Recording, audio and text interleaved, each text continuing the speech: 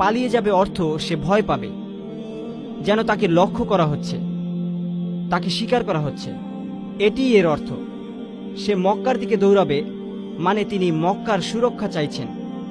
লোকেরা তাকে বাইরে নিয়ে যাবে, মানে সে লুকিয়েছিল। তিনি চান না লোকেরা তাকে জানুক।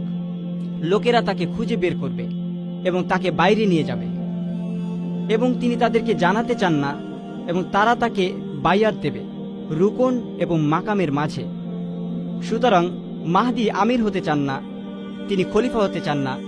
লোকেরা তাকে তার বাড়ি থেকে নিয়ে যাবে, তারা তাকে জোর করে কাবায় প্রবেশ করাবে এবং তাকে বাইয়াত দিবে। সুতরাং এটি সঠিক মতামত বলে মনে হচ্ছে। এটি ঘটবে। যখন এটি ঘটতে থাকবে, একই সাথে অন্য হাদিস আমাদের কি বলছে যে গৃহযুদ্ধ চলছে। ঠিক, খলিফার 3 ছেলে লড়াই করছে